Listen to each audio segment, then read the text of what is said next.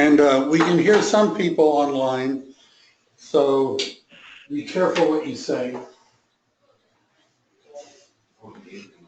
What? Or mute your. Or mute. I can mute people, but sometimes I like it that people can ask questions, but they rarely do. So where we ended up last time, I believe, was at the bottom of page 3. Is that correct? And I was rambling about weird loans and something like that. PACE loans. Just a couple things, which you should, this paragraph, by the way, it's been so long since I did this, I don't remember what I said. I think I went through all the different things I've ended up paying for over the years because people took them. I think I did that. So it's good for you to understand what's included and what's excluded. One of the things I just want to call your attention to is C, items excluded from sale. Right? Items excluded, page 3, bottom of page 3, C. Items excluded from sale, and otherwise specified, the following items are excluded from sale. 1, or little I, audio and video components such as flat screen TV, speakers, and other items. You mean I don't get the flat screen TV when I buy the house? I'm shocked. Other items, if any such items is not attached to the property, even if a bracket or other mechanism attached to the component or item is attached to the property. So what that's basically saying is that even though the flat screen is bolted to the wall, you don't get it. The weird thing comes up with brackets. Furniture and other items secured to the property for earthquake purposes. Pay attention while showing, make note or photograph not included notes and check listing to avoid counteroffer. What's a little bit of a note? Arguing with people, if you want, my idea is that I wanted to make an offer that the listing agent and seller could accept, that they would not have to counter, right? And so it's better to make certain what's included and what isn't so that they don't have to counter you. Somebody doesn't say that. All right. Thank you, Steve. Is this better? It's been a long morning already. So, so making notes, taking pictures, is this included or not? And then this is the part I found fascinating. Brackets attached to walls, floors, or ceilings for any such component, furniture item shall remain with the property, or will be removed, and holes and other damage will be repaired but not painted. So the default setting is you get the brackets but not the TV. Now, if you were a buyer, which would you rather have? Brackets on the wall, which may or may not fit your TV, or the brackets removed with the holes repaired? Which would you rather have, probably? Brackets removed. If you don't check anything here, it says they don't have to remove the brackets. Right? So one of the things you need to do is see, is there anything like anything, I'm really having trouble today, anything like that attached? Are there flat screen TVs on the wall? If there are, and by the way, it isn't a bad thing to just check that box if you don't know what to do, because most people don't want the brackets in the wall. Is that right?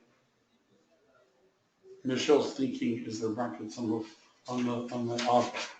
So should we check the box or not check the box? I would check the box, I guess, sometimes just that I would, but again, if you're the seller, which would you rather do?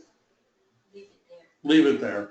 So if you're competing against other offers, it's not a big deal, right? You understand? If you're competing against other offers, that's actually adding something to what the seller has to do. But should you know, whichever you're doing, do you understand what I'm saying? If you're in a competitive offer situation, you might not check the box, but then should your clients understand that they might get brackets on the wall, which they're going to have to remove. I'm actually one of those rare real estate agents that believe it's important to explain to the buyers what they're selling, what they're buying. All right, let's look at the next page. Closing and possession. Buyer intends or does not intend to occupy the property as buyer's primary residence. Notice it says, some notes that were put in, says loan fraud with a whole bunch of question marks. How would that be loan fraud? Because it's, he puts he intends to occupy, the loan is for, it's a different loan. Which is a better loan, a loan for owner-occupied property or a loan for non-owner occupied? Owner-occupied. So do you think that there have been cases where people have marked owner-occupied when they in fact did not intend for it to be owner-occupied? And a lot of times they get away with it, right? And then sometimes they don't. Defrauding a federally regulated or insured lender is a felony. And all first loans on homes are federally regulated and insured lenders. Just thought I would share that with you. So seller occupied or vacant properties, possession shall be delivered to buyer at, and there's the time and date. Unless you have a reason to change this, I wouldn't. If there is something else you'd like to change, it might be in C, seller remaining in possession after close of escrow. The problem with this, and there's a form for, it's called the SIP form, the seller in possession form. I don't know why it's saying that, but the SIP form, and the SIP form is the seller in possession. We don't want to sell that form. And the problem with the seller in possession form, it's essentially for a short-term seller rent back, and it assumes that the seller is spending some money in order to rent back. So if you go to fill out the form, there's no choice for no money. You can't put a zero in when it comes to the rent. You have to put in something. Now you can put in a penny, you can put in a penny a day or something like that, but you can't put in nothing, right, on that form. And what do I want to say about this? I don't really want to go through that. Let me just say this. So the buyer has bought the house, the seller is remaining in possession. Is the seller's homeowner's insurance in effect? No, because escrow is closed, it's no longer the seller's house. Does the buyer's homeowner's insurance cover rental? No. So while the seller is there, there's no insurance on the property. Is this a question you ought to raise with the buyer? Now, what you're going to find in today's market is the sellers don't want to pay anything. They don't want to pay rent. They don't want to pay for insurance. They don't want to pay anything. However, should there be insurance? The answer is yes. And whoever is making the homeowner policy, for the buyer is going to be happy to do a rental policy as well. There may be a brief moment, you guys online, where this disconnects.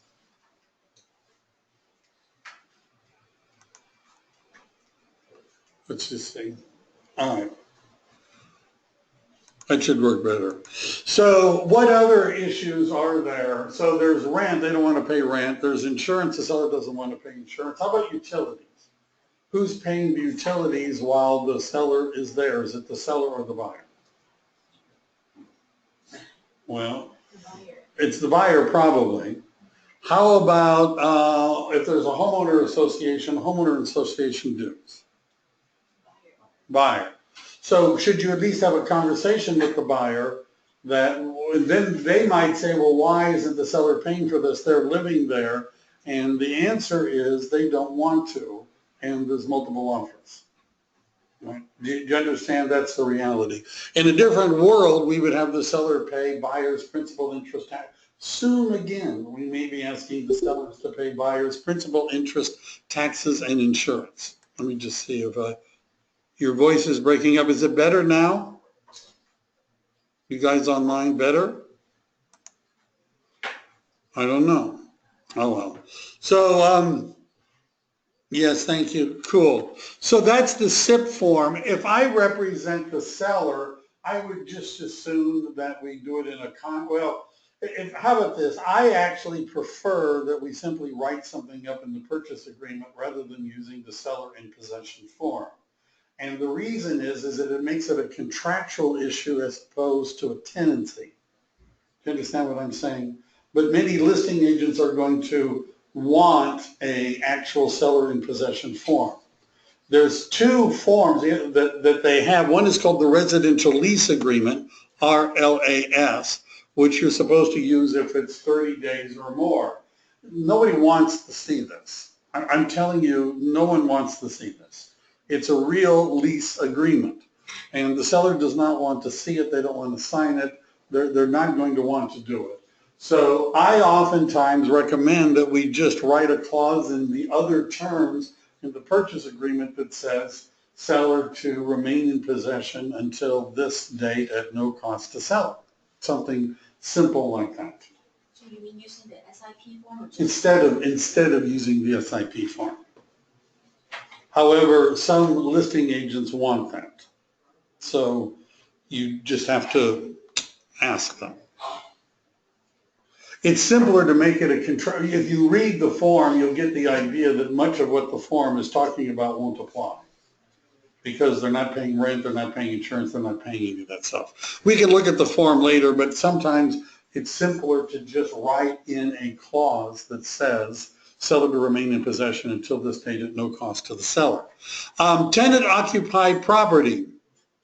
Property shall be vacant for at least 5 days prior to close of escrow, unless otherwise specified or in writing. Notice the seller, if you're unable to deliver property vacant in accordance with the rent control and other law, you may be in breach of this contract, of this agreement, which means that you could sue them in small claims court for any damages suffered because the seller did not get to possession. If the tenant is to remain in possession, that's the next box, that's the TIP form, the tenant in possession form. A lot of times if you're buying a fourplex or a duplex or a triplex, you don't want the tenants gone. That's why you're buying it, right? Because there's tenants in it.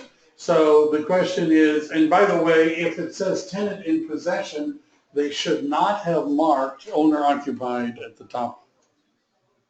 You understand? Those are sort of contradictory. What else do we have here? Wait, I'm sorry. So if it's a fourplex and they're occupying one of the units? Well, one of them is okay, but that's a different, if it's a fourplex, it's a different loan anyhow. Usually the big difference between an owner-occupied and non-owner occupied is single family. Fourplexes are generally a different loan, but I'm just saying if the tenant is remaining in possession, then it isn't that the buyer intends to occupy the property, unless you're talking about a multiple unit. What else do we have here? Buyers assign any warranty rights, and seller shall deliver to buyer any copies of such warranties. Broker cannot, will not, any warranties. Are by what kind of warranties?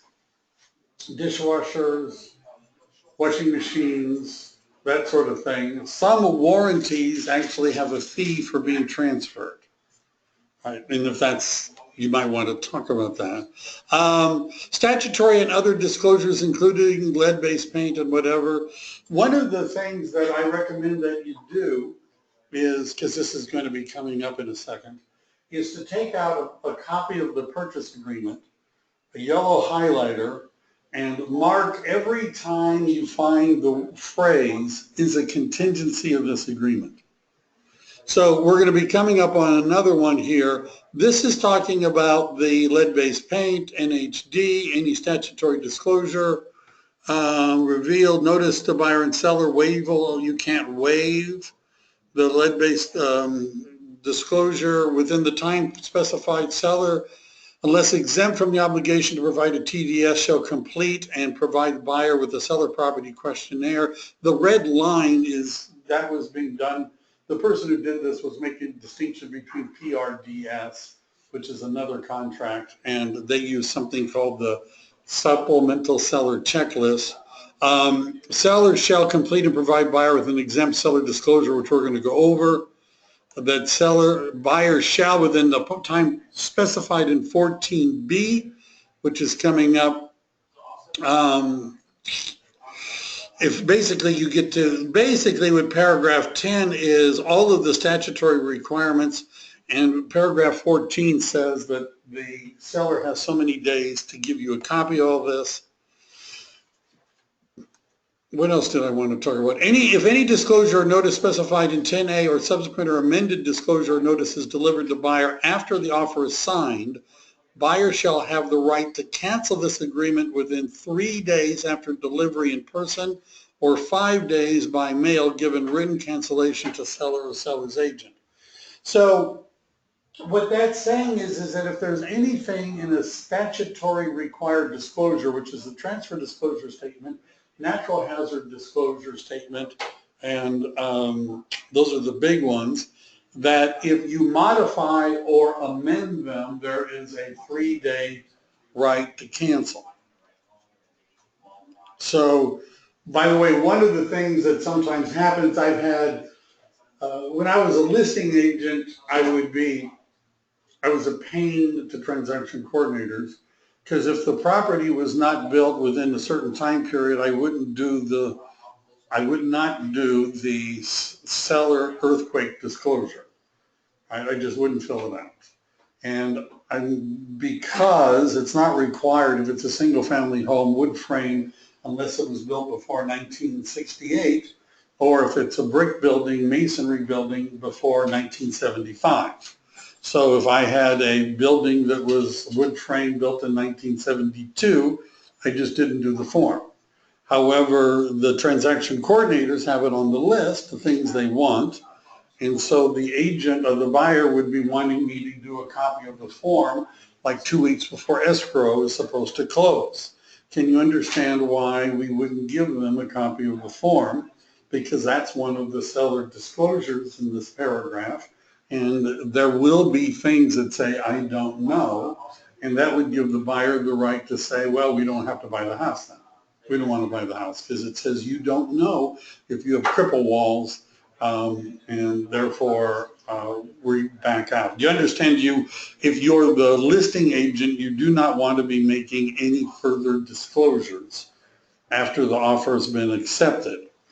And if you're representing the buyer, you need to know that if they do, the buyer could get out, right, if there's anything not provided.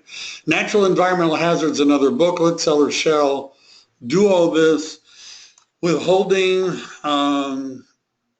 Megan's Law, gas and other hazardous, condominium and developments. So homeowner association documents. One of the questions that comes up if you represent the buyer is, what should you read? How much should you read? Should you read anything? Right. And there's different opinions about this. My suggestion is that you read and you get your clients to read the bylaws, the meeting minutes of the homeowner association, and you can take a peek at the financial statements, but you won't understand them. I never did. And it wouldn't hurt to look at the newsletters. Those are all required disclosures. Bylaws basically say you can't do anything to the unit without their permission. You can't have red drapes, for example, without the permission of the homeowner association. The meeting minutes are where you find most of the good stuff. I had, I wanted to close that. Thank you, Michelle. So I had a buyer who was making an offer on a townhouse in Almaden, in the mountains. Almaden. It was on Almaden townhouse. And so I'm reading the homeowner association meeting minutes, and I start reading about wild pigs running around the townhouses. And I keep reading, and there's more discussion about wild pigs. Then, after I kept reading, I read that they had formed, the homeowner association had formed a wild pig committee to investigate the wild pig problem. Wouldn't that look great on your resume, that you were on the wild pig committee of the homeowner association? I keep reading, and they hired a wild pig tramper. This is a career path I did not even know was open to me. when I was thinking of what I wanted to do. And they caught like 14 wild pigs one weekend at this property. You understand, we're not saying there was a pig here and a pig there. Pretty much pig everywhere. Anyhow, so what I would do is I would take those documents out, and right next to everything that was juicy, I would draw a little line and I'd have my client initial them. Right? So I would point at this and say, you realize there's a lot of, she had a teenage son, I promised to buy him a crossbow and a barbecue pit. But apparently it's illegal to actually do that with the wild pigs. And so she decided not to buy the property. Do you understand that a lot of people, how many of you have ever read a homeowner association set? I don't know anyone who has either, right? Because they're like, they can be 500 pages long. But the meeting minutes are where they're fighting about stuff, right? That's where they're arguing. The newsletters, meeting minutes, and the bylaws, you definitely should have them read that at least. Condition of the property. Unless otherwise agreed in writing, the property is sold as is in its present physical condition as of the date of acceptance. I personally don't like it from a technical point when people stick in as is. The purchase is as is. Because doesn't that already say that the contract is an as is contract? What does as is mean? That the seller doesn't have to fix anything. It means the seller doesn't have to fix anything. Does it mean the seller doesn't have to disclose anything? No. Just means the seller doesn't have to fix anything that's broken. The PRDS, which is what this is sometimes referring to, default setting is not as is, but seller warranties. CAR used to have a seller warranty contract too, but it was a long time ago. Right now, they do not have to fix anything. Subject to buyer's investigation rights, the property, including pool, spa, landscaping, and grounds, is to be maintained in substantially the same condition as on the date of acceptance. All debris and personal property not included in the sale shall be removed. So paint cans, furniture, junk in the backyard, it says it's all to be removed. All personal property is to be removed. By the way, one of the vendors you need to have are, I had these guys that had like a van and a flatbed that they dragged behind the van that would make stuff disappear. You paid the money, they would come, and I had no idea where they took it, but it left the property. Because what will oftentimes happen is the seller will move out and the stuff will still be there. And there's not a lot you can do. You could take them to small claims court. Does the buyer want to go to small claims court? No, and so I'd have my guys come by and the stuff would disappear. And I would just pay them a couple $100, depending on how much it was, and the stuff all just went away. Right? So what else do we want to say here? Seller shall within the time disclose known material facts and defects, including known insurance claims. That's called a clue report. Are you familiar with the clue, C-L-U-E? Have you got a clue? CLUE stands for Comprehensive Loss Underwriting. I forget what the E stands for. But one of the things the listing agent should get is a CLUE report, which is a history of insurance claims that have been filed on the property. Do you understand that if the current owner has filed too many insurance claims, there may not be the ability to get insurance on the property?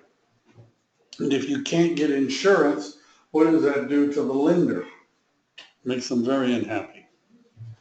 So they're supposed to tell you about that, and there's actually a report, rather than them saying, do you believe them when they say we've never filed a claim, or would you rather get a report from the insurance companies that says they've never filed the claim? That's called a CLUE report. Disclosure of no material, I already did that. Buyer shall have the right to conduct buyer investigations based upon, buyer is strongly advised to conduct investigations of the entire property. All right. So this is one of the things to underline. Buyer's acceptance of the condition of and any other matter affecting the property is a contingency of this agreement.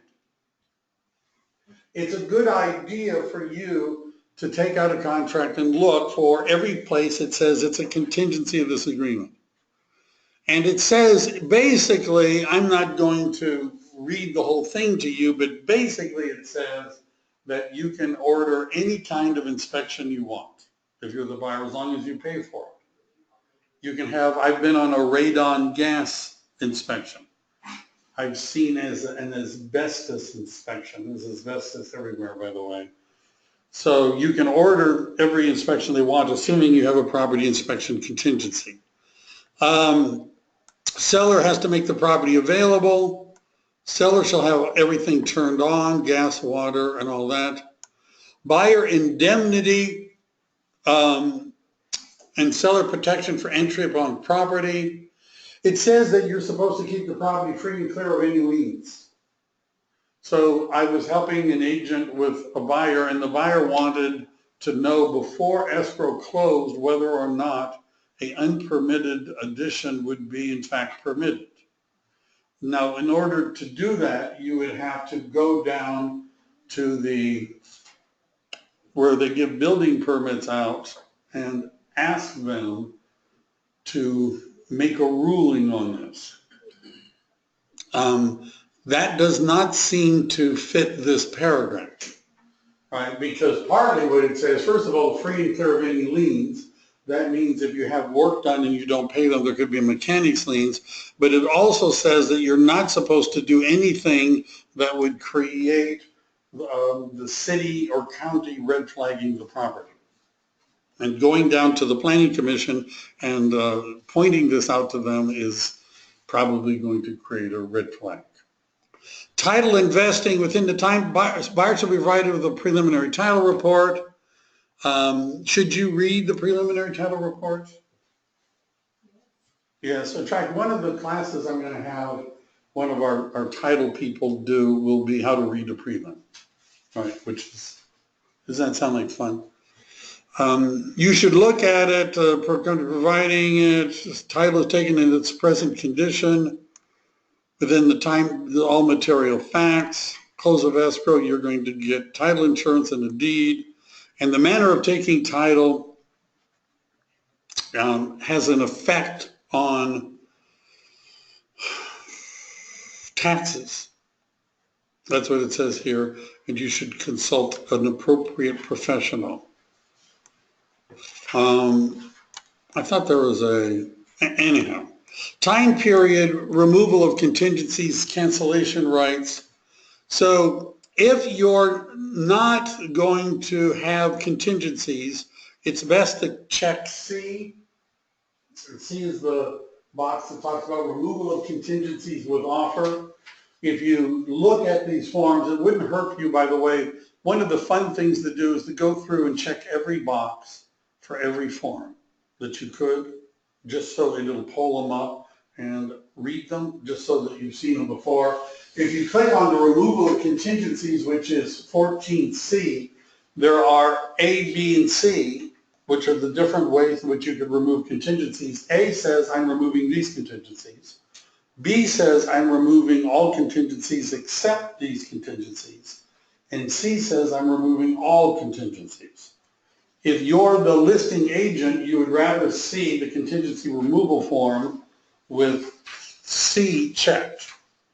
If you can't remove all contingencies, you should do B, which has, I'm removing all except which ones. Right? I'm not printing that one out. I'm going to do another class on contingencies, just for fun. So seller has 7 days after acceptance to deliver all these reports. You get 3 days after receipt in order to back out. Buyer has 17 days. This is the default setting. You could put in 0. The reality is that if you remove all contingencies, it doesn't matter that you've left that the same because you've removed all contingencies. Agents get all freaky about that, so they usually put in 0. What else do I want to say? Removal of contingencies, I did that. Seller right to cancel. Basically, this says is that if you have a contingency and you don't remove it within the time period specified, then the seller can cancel the agreement. However, it says the seller must provide a notice to perform. I'm going to talk more about that when I do the contingencies class. So I'm not sure when I'm going to do it. It might be August, but I'm going to go through contingencies, counter offers, and some other fun stuff. And we're going to go through all of the different notices to perform. And there's two notices. One of them is a notice to close. One is a notice to perform. I'll wait for that because I don't want to spend all day doing that. Effective removal. Basically, contingencies are escape hatches. Once you've removed them, you remove that escape hatch. Close of escrow. There's a demand to close escrow. So if they're not closing on time, you would give them a demand to close escrow. I actually talk about that also in the contingency removal. And this bottom paragraph says that if you remove your contingencies and you can't close, you forfeit your deposit if you're the buyer. If you argue and fight over it and lose, in addition to having to pay attorney's fees, you can be fined an additional $1,000. Final verification of condition, also known as the walkthrough, is on paragraph 15. Notice it says this is not a contingency of the sale. It simply says that you get to walk through the property to see if anything is broken, anything that needs to be fixed. What can you really do? Let's say you're doing the walkthrough and let's say there's something broken. What could you do about that if you represent the buyer?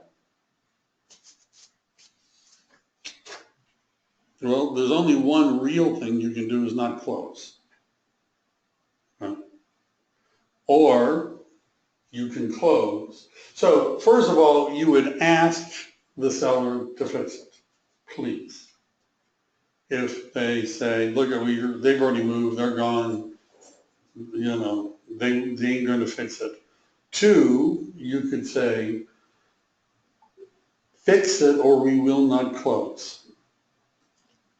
Right. But it's not a contingency. I know that, but if the reality is the walkthrough is not a contingency, but there is a clause that says that, which I read, that they have to maintain the property in the same condition as it was when you started, right? So we're not saying the walkthrough is a contingency. Basically what that means is what if the buyers don't do it, right? It's still a contract, it's not a contingency. So you ask them nicely, you ask them not so nicely, threatening not to close. And then the reality is the buyer probably doesn't want to not close, right? They probably don't want to not close. So then you close and you take them to small claims court. No, but there's not a lot you can do. Is it a good idea for you to look at the property perhaps before the 3-day, so you have a little bit more time? But this has always been an issue. Well, what do we do? Well, there's not a lot you can do. Let's see, repairs. This is assuming you've had the seller make repairs. Prorations and other property taxes. There's a form that's good to show your client, which is called the supplemental property tax bill. And so how much can legally your property tax assessment be increased in any year? What's the percentage? 2%. Has property been going up by more than 2% a year last 5 years? More like 20.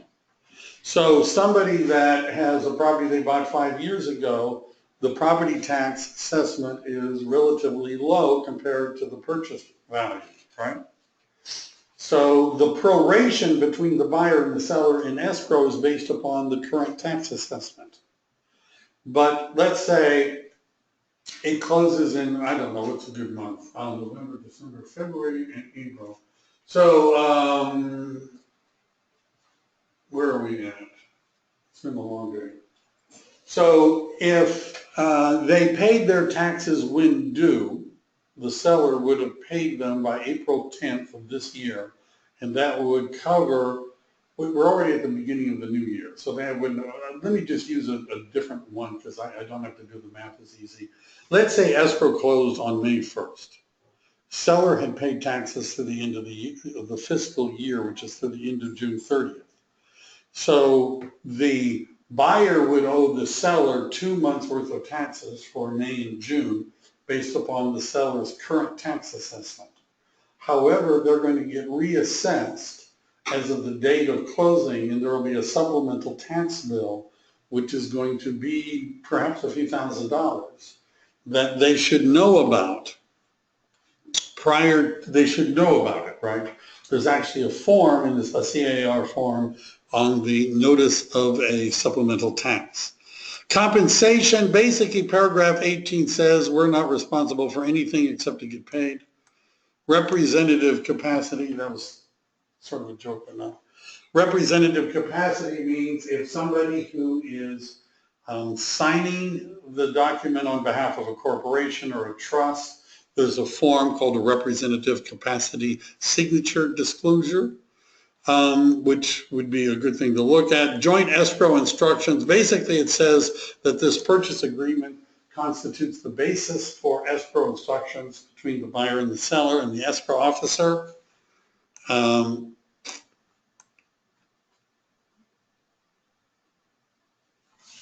And then this says, I like that line, it authorizes you to have seller give social security number directly to title, not to buyer.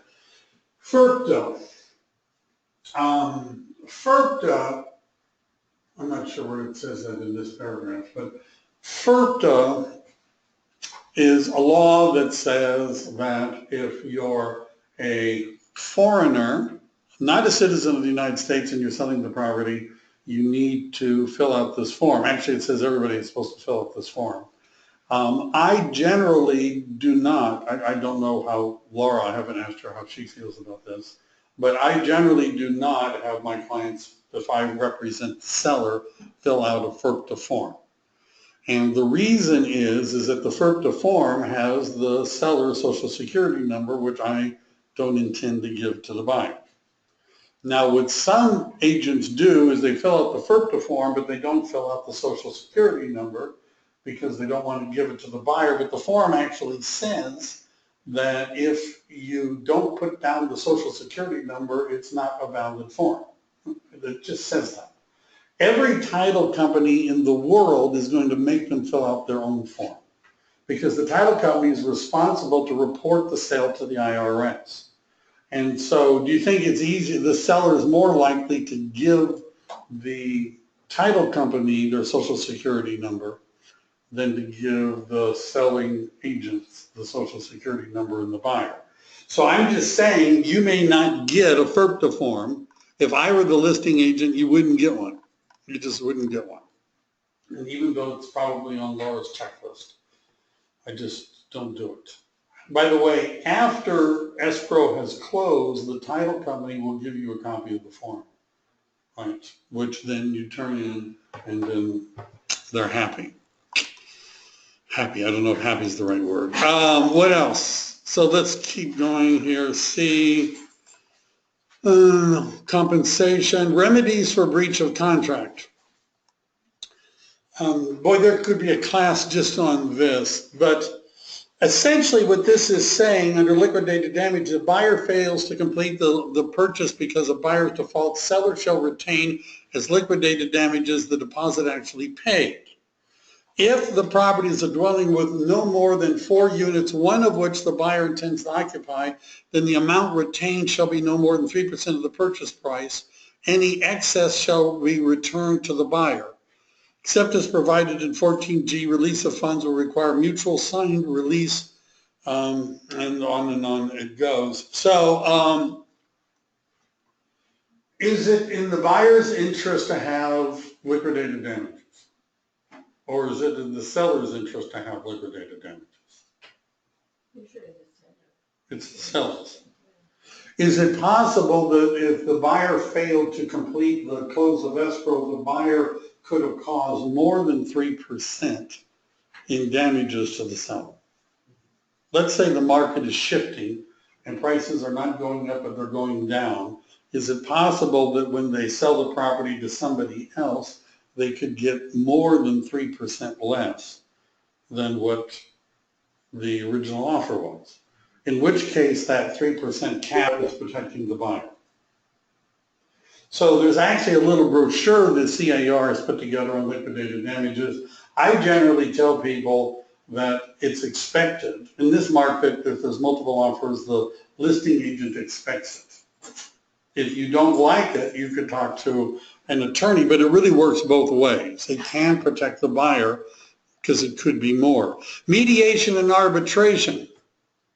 Now, and by the way, just so you know this, liquidated damages is not an automatic forfeiture.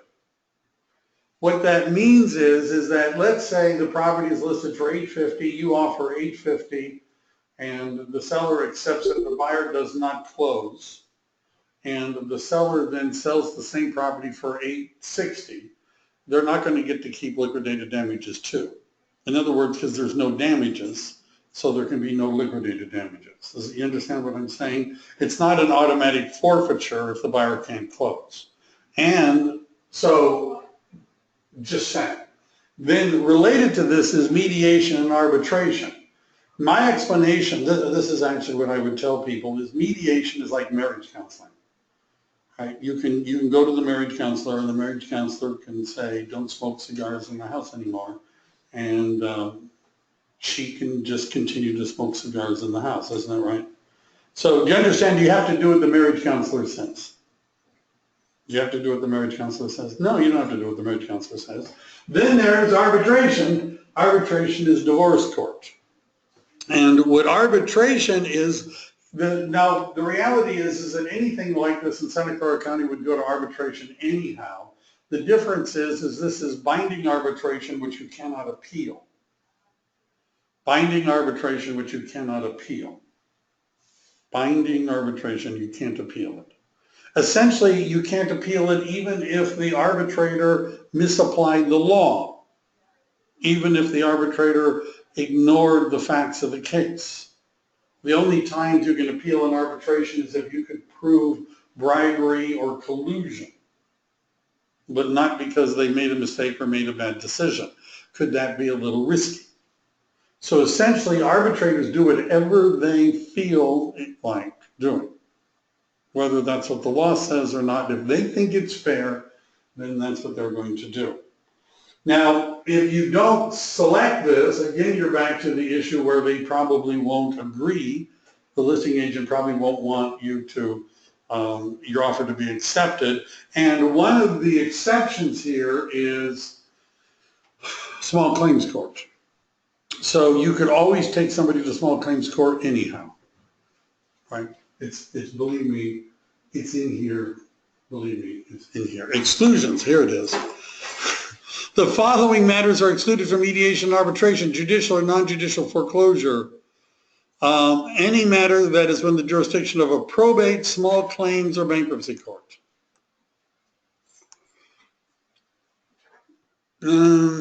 Selection of service providers, multiple listing service, says we're going to report it. I've had people recently ask me, is there any way, I was helping somebody who was representing a buyer. The buyer does not want it to be published what they paid for the house. Right? I hadn't heard this in a while. So brokers are authorized to report to the MLS a pending sale and upon close of escrow. The sales price and other terms of this transaction shall be provided to the MLS to be published and disseminated to persons or entities authorized to use the information. So is it going to go on the MLS? Right? There's not much you can do to stop that. Also, it's going to be in Realist, it's going to be on the public records. Time is of the essence. I don't know if I want, that basically says that time matters. I'll talk about that, I guess. Time is important. The word essence here doesn't mean smell, but it's from the French word that means at the heart of the matter. Which means, by the way, if you represent the seller and you let deadlines come and go, you can't say time is of the essence anymore. Right? I was involved in a transaction recently where the listing agent just ignored deadlines, just ignored the deadlines, and you can't do this and then all of a sudden get religion and say, wow, these are really important, right? So if you keep ignoring deadlines, they no longer become important. So what is, let's just talk about some of these terms. Acceptance means the time the offer or final counteroffer is accepted in writing by a party and is delivered to and personally received by the other party or that party's authorized agent. So one of the paragraphs that I always look at, because it's one of the ones that people often miss, is the paragraph that allows you to identify who can receive the offers. Close of escrow, copy days. This is an important one. Days means calendar days. There's only one part of this contract where days don't mean calendar days that we've discussed probably so far. It actually appears in 3 places, but there's one that's actually in the purchase agreement. And that is the deposit. You have 3 business days, right? Page 1, the deposit is 3 business days. And then let me just do this. I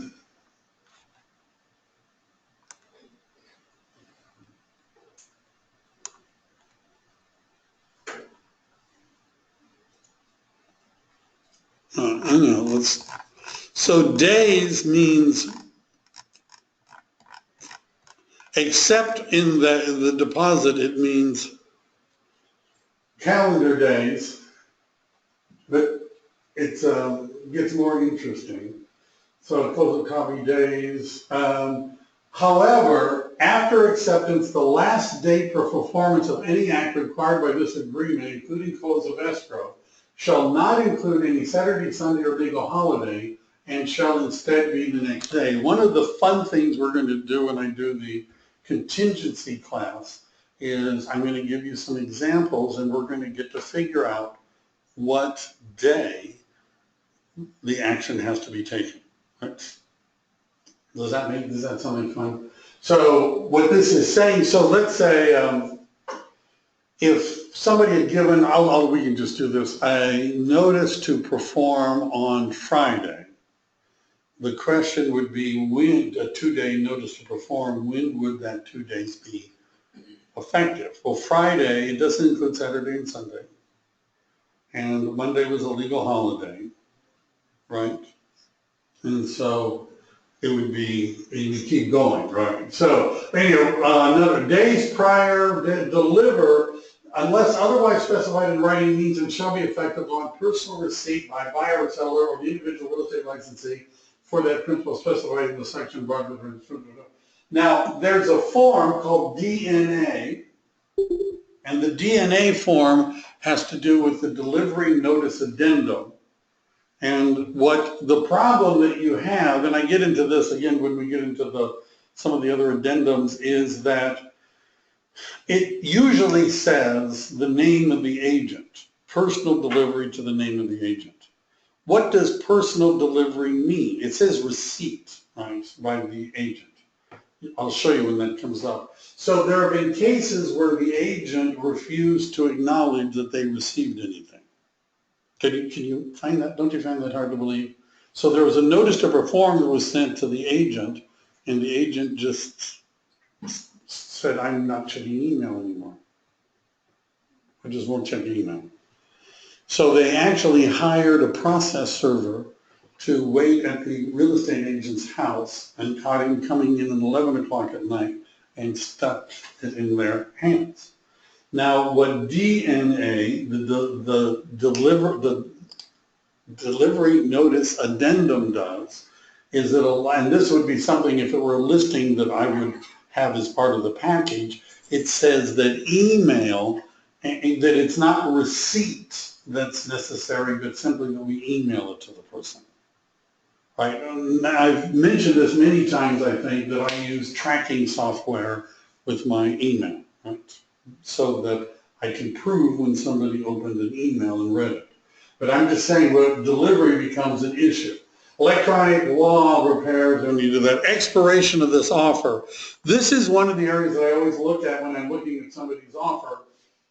It says, shall be, unless offer is signed by seller and a copy of the sign is personally received by buyer or by, and this is where you would put in your name. Personally received, and that's where you put in your name. So that means that if you just stop reading your email, right, because you know you're getting the notice to perform, and if you don't read your email, then you know it's not personally received. It's the same language, by the way, as the expiration of offer. But anyhow, representative capacity, buyer, all names on, if everybody that's on the loan should be in this contract. Everybody that's on the contract should be on the loan. There are very few lenders that will make a loan without everybody being on the same, on both. Additional signature addendum is what you would use if you have more than two people. If you have 5 people buying the house, you need to use the additional signatures addendum. And acceptance, here's the broker stuff. And there's a place down here to reject if it's not being, that oftentimes doesn't get done. What else do I have here? All right, then the next form is the buyer inspection advisory. This basically says the buyer should inspect everything. It's always good to use a market conditions advisory, the MCA form, in all of your transactions. I believe it's on the list of forms that Laura wants, that how about this, that the broker wants. Every office that I work with wants a copy of that form, the market conditions advisory. The exempt seller disclosure, this has been, I've thrown in, basically an exempt seller disclosure. This used to be called the seller statutory disclosures. And this is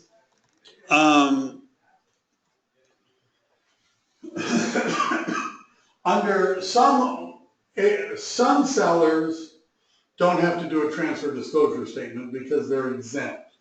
An example of somebody that is exempt would be a trust. Trusts are exempt. Probates, sales are exempt. Those are the 2 big ones you're going to have. And by the way, when they say a trust, they don't mean a revocable family trust. A revocable family trust is not an exempt trust, right? An irrevocable, fully vested trust is an exempt trust. Does everybody understand what I'm on? So they don't have to do a transfer disclosure statement. However, this is called the seller statutory disclosures, and they're supposed to answer these questions. Anyone died in the last 3 years on the property, yes or no? Anybody been making methamphetamines, yes or no? Illegal stuff, you get the idea. And that's, they're supposed to answer that anyhow. Even if the seller is exempt, because just because it's a fully vested trust doesn't mean that the trustee doesn't know about things on the property. So even though they're exempt, if they know, they're supposed to say so. And representative capacity, again, what kind of trust is it? Right? Just because it's a family trust doesn't mean they're an exempt trust. And here's a exempt seller disclosure. Does that look like the same? For trust sales, replaces the TDS. I don't know why I did both, but I did both.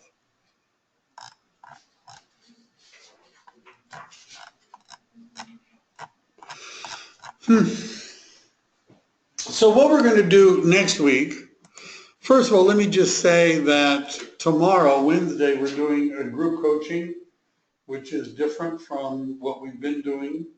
You ought to go to it. Right, it's going to be broadcast. It'll be fun. And then on Thursday, it says, I think I called it a contract writing workshop or something like that. And what we're going to do is, if you have a computer, you might want to bring it. And we're going to write an offer on a property. Doesn't that sound like fun? And then I'm going to grade them, and then we're going to post the grades on our company Facebook page with your picture next to your, no. So just so you realize, I'm not going to do it that way. What I'm going to do is I will look at the ones that you've written. I'm not going to say, Matt left this. I'm not going to do that, but we're going to go through and I'll show you where, so you can correct it yourself, right? Because I generally know where people leave things off. Does that sound like fun? It sounds like fun. You're good liars. All right, that's it. Is that enough for you guys? All right. Cool. I'm recovering from a cold and I think I sound like it.